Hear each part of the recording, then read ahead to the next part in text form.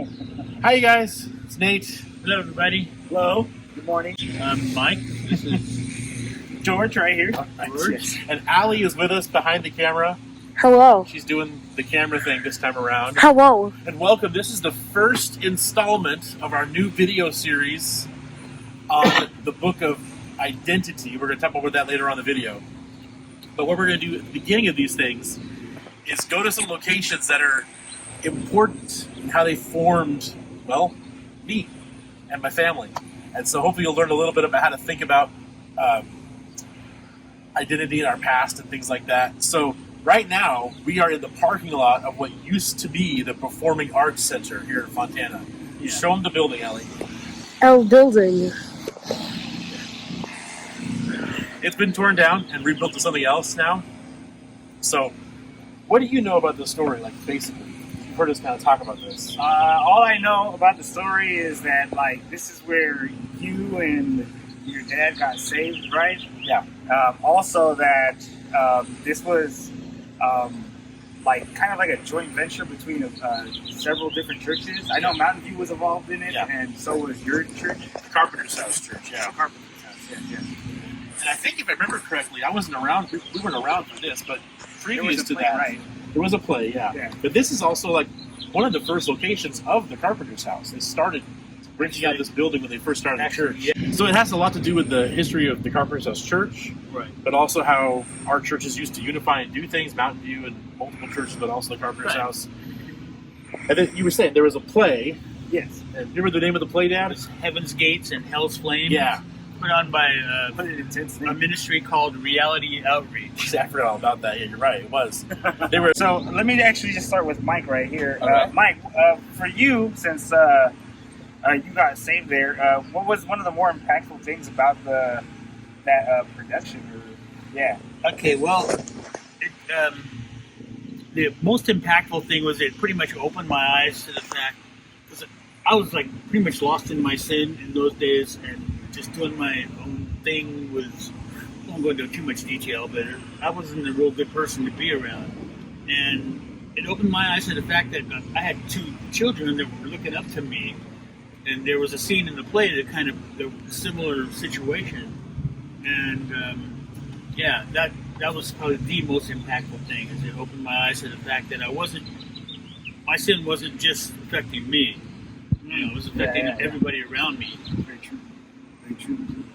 I'm assuming because you guys both got saved, they shared the gospel there, right? Yeah. So what is one of the more impactful things for you about the gospel, Mike, And how it was shared. and how it was shared? Okay, well, there was a scene in there where it was two construction workers, blue collar guys, which is what I was, and just some background on the play is like in every scene, the people that are in the scene at the end of the scene they die. So obviously they're either going to hell or they're going to heaven, and that's based on the gospel. You know, whether or not you've received the gospel, but so. The scene that really impacted me the most was the two construction workers, Pastor Scott and then Ken Moore, who were they were like on a high-rise building. One that just got saved at church that weekend, and he was sharing the gospel with his friend, and then when at the end of the scene they died, and it's like. It got to the point where after I'd already seen several scenes, and so I knew what was coming. You know, they were going to die at the end and be judged, and I just kind of prayed along with them. Really, I didn't go forward for the altar call. I just kind of prayed along with them. You were volunteering as an usher. Yeah. So you were kind of busy. I was during the actual altar trying call. to just stay low key and just kind of stay. I was trying to stay on the fringe of things and just observe, right? Yeah.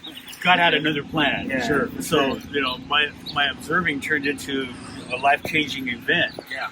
And so, yeah, that I think was that was a turning point for me, because I just prayed along with them, and then the rest of the night it was like I just felt like I felt unworthy to be doing what I was doing, But I just, when people would come to me and ask for prayer, I'd say, just go down there because there's people that know how to do that. I don't. Yeah. Just go down there, go down to the front. There's people that will pray with you. We have both been saved for quite some time, right? So It was 1995.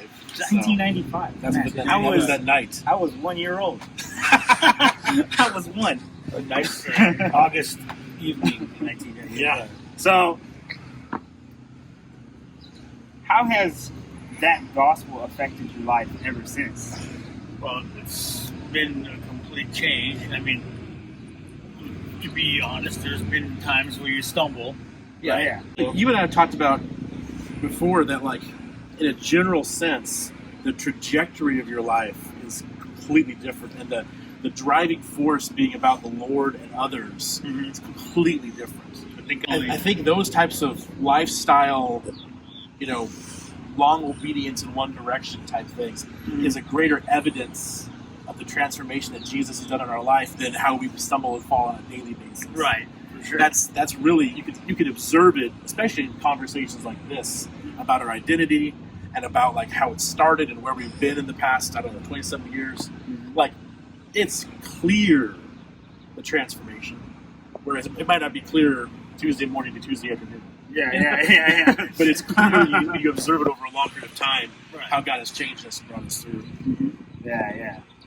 Well, what about you? One of my favorite things about this story is that it's two stories that are deeply connected, because God saved you, Dad, from this whole situation that you were in,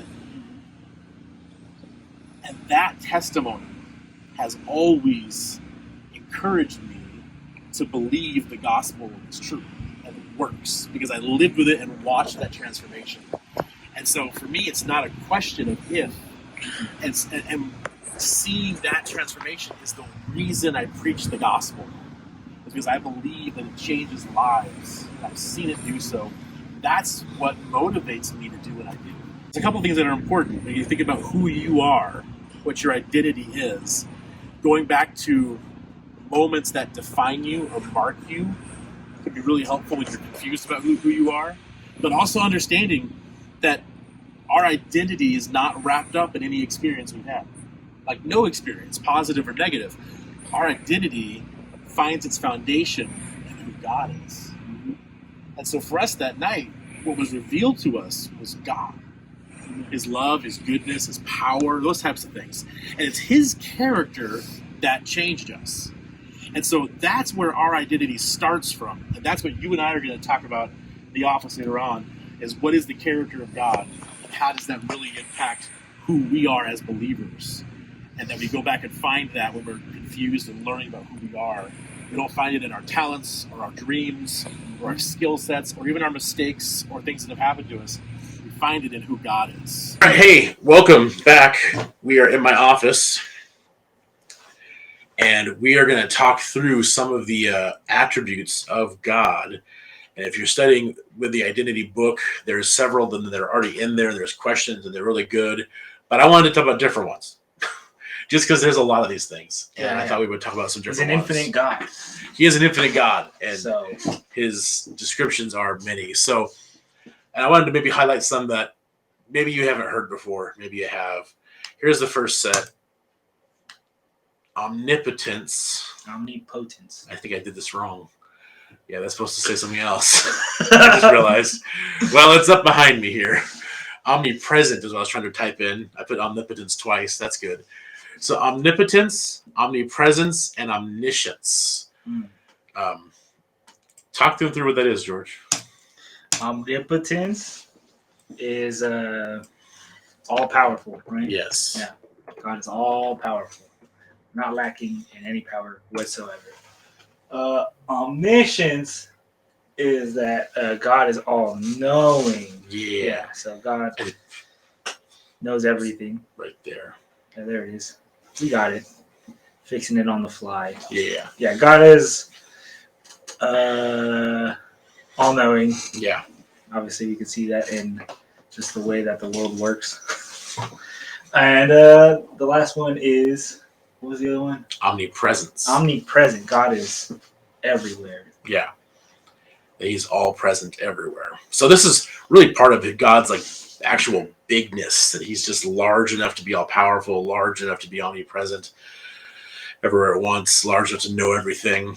And those are kind of aspects of the other one that's kind of one of the most important ones, is his sovereignty, that God is in control of everything. All the time. Yeah, all the time in control of everything. I was listening to a really good old preacher the other day. He was saying that this might be the attribute of God that tends to take precedence the most when we do good theology, good Bible study, is that we understand God's power and control in every situation. I know for me, that's where I get most of my encouragement from, is so much stuff that I don't understand. Knowing that he's in charge of it, allows me to still walk. It hasn't like slipped out of his hand. Exactly, yeah. He hasn't caught off by surprise or anything. Right. So next one's an easy one. Simple words. I'm just kidding. Immanent and transcendent. Mm-hmm. Transcendent meaning that he is beyond us, different than us, outside of our world in some way. Some parts of, matter of fact, when you study the attributes of God, if I was a good theologian, what you're supposed to do is start with the two categories of the communicable attributes of God and the incommunicable attributes of God, which is, as I say, please explain. Ones that you can know, okay, and ones that you can never understand. Okay. Incommunicable meaning ones that you can never truly understand. So is one of those incommunicable? That's the word, right? Mm-hmm. Well, you know what? I'll just leave that for later. Fair enough. We're gonna talk about it later. Yeah. So, and the incommunicable ones generally are even hard to even talk about because they're so outside of our experience and our understanding. So transcendence is kind of like that. He's just different and beyond us. He's transcendent from us. But immanent, do you guess what that is? You explained it, but I don't remember. It basically just means closeness, nearness. That God is different and beyond and special and really better, but he's not distant. He's immanent. And I always think of this as with the word Emmanuel, God with us, the idea that he is with us, and as far as the Holy Spirit goes, he's actually in us, and these types of things. And so he is different and transcendent beyond our reality of atoms and meat, but he is also close to us and never really far from us. And again, that has to do with his omnipresence. But it's not like a general, he's just everywhere, like the force is everywhere. Like he's present and conscious with us. And we can communicate with him. Exactly, yeah. Prayer. So that would be one of those incommunicable things, right? I think so. Yeah, I think definitely it's something we don't understand. Yeah. The idea that he is one God expressed in three persons. And I don't know, you weren't in there Sunday, but this recent Sunday I taught on the Trinity, and I tried to use this illustration, which was to have three flashlights sort of pointed in the middle of one circular table, so you couldn't tell when the light began and ended. It looked really cool in my head. Did not work at all on Sunday. But no illustration of the Trinity really works because it is something that is so incommunicable, like it's beyond us. But it is a truth in Scripture. And like, again, just my teaching on Sunday is like we've been going through the end of the Gospel of John recently. And that's where you really see John 14, 15, 16, and 17. The Trinity is just laid out and again affirmed and confirmed that there are three beings. They are complete unity. They are one God, yet they have separate functions. And it's a lot to think about. But we talked, and you and I talked about this before, that in a way, the entire universe's existence is really just caught up in a conversation between the members of the Trinity. Yeah. Which is, I don't even know how to handle that information. I'll be honest. Yeah, it's rough. But yeah, the Trinity, that's what it means when it says we're in the image of God, is that God the Father is saying to God the Son, Jesus, I'm like this, and he creates mankind. And then shows himself through us to Jesus and stuff like that. So there's a lot to think about. But yeah, triune God, one God, all these things at once. And we should not expect to completely understand it. Here's one that's misleading. simplicity. God is simple. God is simple. That's not what it means. What it really has to do with is this idea that God he's loving, he's also wrath, he's also wise, he's all, just like you and I, we have all these different attributes. Mm-hmm. God is not 30% wise, 20% wrath, and the rest of that math I can't do, love.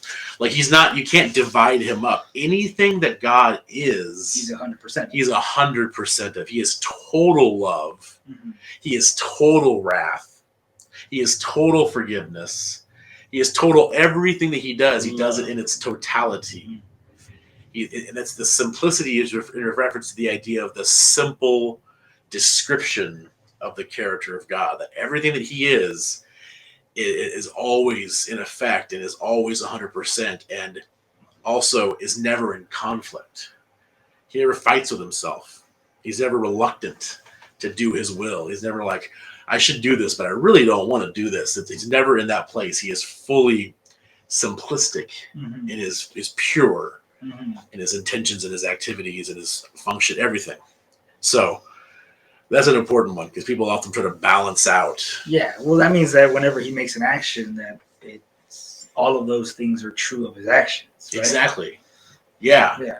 So exactly. So his activities, like when he saves somebody, that is simultaneously loving and wrathful and peace creating and wise and immanent and transcendent and omnipotent, and all at the same time. All of his attributes are always in place, no matter what he does. He never does things and like hides part of himself and is like, the good me can't know about the mean me. He doesn't have a split Like personality in we do as the that human way. right. Human race. How we try to do it, yeah. So one more that people have probably never heard of is the Acaity of God.